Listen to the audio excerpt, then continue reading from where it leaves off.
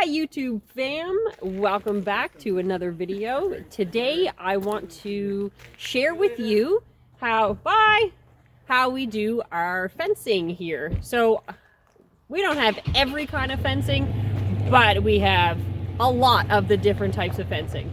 So we have post and rail, we have electric, and we have round pen panels. So I'm going to take you on tour today to show you the different kinds of fencing that we have on our property and what they are best used for and what they are worst used for. So yeah, come along and I hope you enjoy. Okay, so here we are with the horses.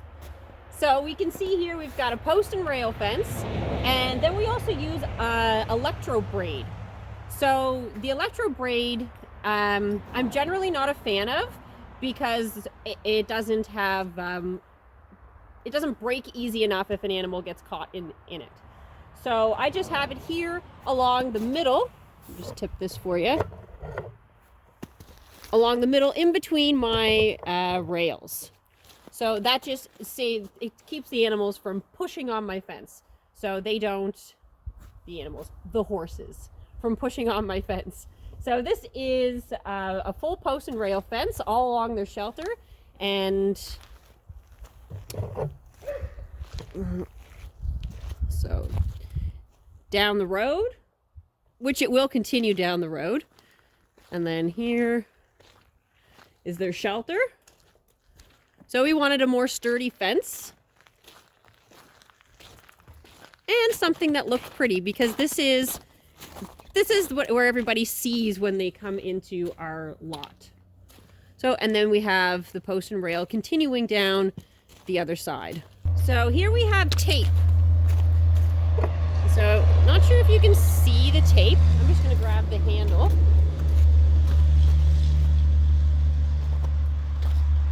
So here's what we have. It's a tape. Okay. It does not hold snow load, so it'll weigh down under snow, which I'm not a fan of. This one here is orange, and I use it for our gates. So it's just a small line of fencing. Now this horse is going to come check out what I'm doing. Go on, buddy. So this just allows me to take horses out, or to bring the tractor in to do work, or give them hay.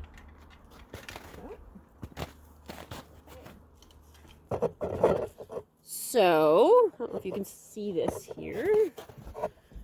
Okay, this here. This is high tensile wire. So, the high tensile wire is my favorite wire. It's very versatile. It is cheap. It offers a big punch when the animal does get shocked.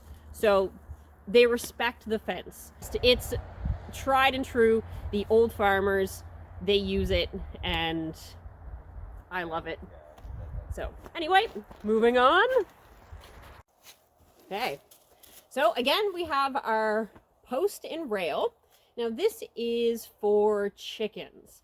So right here, right there, that's my neighbor's house, and the chickens, like my chickens, go over to my neighbor's house, and he doesn't like that. He doesn't want their poop and whatnot on his lawn. So on the lower half of our fence we have chicken wire. So this keeps our chickens, for the most part, on our property. I'm just going to zoom in here. Can you see that? It's really difficult to see, isn't it? There, you can kind of see it with my hands behind it a little bit. So they're really small holes in it. Yeah. So that's what keeps chickens in. Okay. So here's another look at our high tensile. So the high tensile for horses does need to be flagged. So horses are a visual animal, and these little flags here, so they need to be able to see the fencing from a distance. And as you can see, it is very the high tensile doesn't offer, careful, doesn't offer very much visibility. So we put the flags on to make sure that the horses can see it so they do not run through our fence. Okay, here we have round pen panels. So some people call them cattle panels. They are just galvanized steel that, that's it. So it's 60 foot of panels. And the pigs, honestly, it is not good for pigs. So the round pen panels are great for horses. They are generally used for a turnout or work. So circle work. The pigs, they can't get out. So you can see that the pigs' ears are pretty high up and they can't necessarily fit underneath the fence. However, if your fence, like mine, is not held down into the ground with anything, then the pigs have learned to pick up the panels. Don't! Stop it, don't do that. They're just too heavy. Okay, the pigs have learned to pick up the panels and before I tied them together. So I used baler twine to tie them together so the pigs can't pick it up and open it. However, you dummy. They have learned to, see this pig playing with his water? They have learned to actually just crawl out underneath. And I'm going to go around the other side and I'm going to show you what this pig does. So he's up now. Watch. Now they're super friendly. They're not, but anyway, this isn't a show about pigs. Not right now. This is a show about fencing. So, let me show you. Hopefully he does it for me. Watch this be like the first time that he doesn't do it when I come down here. Anyway. So again, we have our high tensile wire for the cows. So cows don't need a high visibility fencing. Cows need a zap. So a lot of farmers use barbed wire for their cattle. I prefer the high tensile. It does provide a slight bit of barrier fence. It doesn't break as easy as the tape, and it packs a really good punch. Okay, so this pig might start getting in under this round pen. No, he's not. Maybe he is. Come on, Spot. Put on a show for me, buddy. So our cows, they stay in with this type of fencing. They respect it very well, and I don't ever have an issue with it. However, in the past, I have had issues with the tape. So the tape, the cow can press on the tape in a way that they do not get a shock. So the high tensile, doesn't matter where the animal touches, they're going to get a shock. The tape is a mixture of plastics and metal. So the cow can touch the tape without getting a shock if they touch only the plastic. So I have had in the past pigs, cows, and horses that did not respect the tape fencing, which brought me to my high tensile fencing. So the tape is visible as long as your animals respect it, and then it will work for you. For me, I chose the high tensile because that's what I found worked best for me. And this pig decided not to put a show on. It's so funny because just like 15 minutes ago, a couple of guys walked up here and the pig got out. So he's just getting out into my cow paddock. He's not actually like getting out of the fence. And he just picks up the panel and puts it back down. So, okay. So here, I just want to show you here too.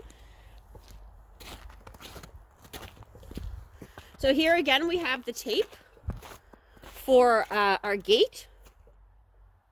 Okay, so all of our gates are tape because it's easier to open the tape as a gate than it is for the high tensile. The high tensile tends to, if it's not attached on both ends, it'll coil back up on itself. So the tape, it does not. It's very easy to open. It just, that's it. And it doesn't, like, it just flops around.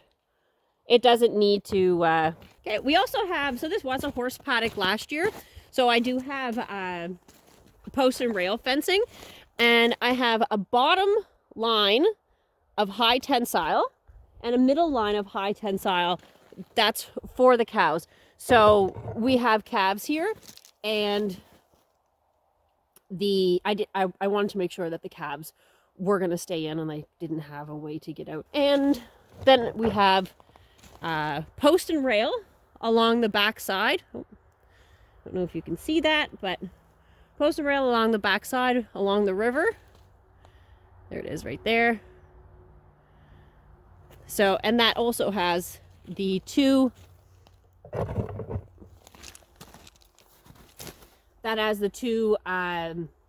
lines of the high tensile in between. So, and that works very well for our cows. And you know what? I'm very happy that I put that extra line in there because it also works well for that pig that keeps getting out. So the pig does respect the electric fencing. So yeah, that's, you want pigs? I recommend electric. So that concludes the types of fencing that we use here for our animals. And there are other things that we use in conjunction with the fence, like our fencer and our insulators. So the insulators is what holds the electric wire to either your post or a tree, and the fencer is what sends the electricity down. So there are two types of fencers. There's ones that plug in hard wire or plug into the electrical outlet, or there's solar. Here we use solar. So I can take you to show you that. So we use a Gallagher electric fencer, sorry. Okay, so part of the reason that I chose to put in post and rail fencing around for the horses and the cows in various locations is to minimize the draw on the fencer. So in the past, I have had issues where the fencer could not keep up with the amount of fence that I had attached to it. So mostly in the winter time when we're not getting quite as much sun, the fencer doesn't, it needs to be more sun or less wire. Stop it. Maybe you turned it off. Is that what you did? Don't turn off my fence. So yeah, so this year we are in January. We're starting to get our days a little bit longer, and our fencer has worked very well for us this year with the amount of draw that we have on it. We have our entire property fence, which is 4.25 acres. All of it does have electric fencing at some point. So our fencer is keeping up with what we needed to do. He is super interested in being in this film. So he's been in lots of my videos, but apparently the fencing video is where he has his time to shine.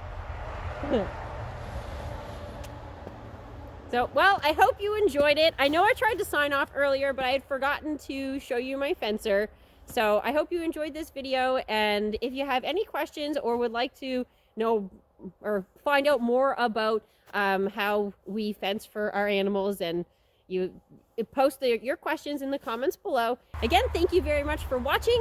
Give me a thumbs up if you like this video, subscribe for more, and we'll see you next time.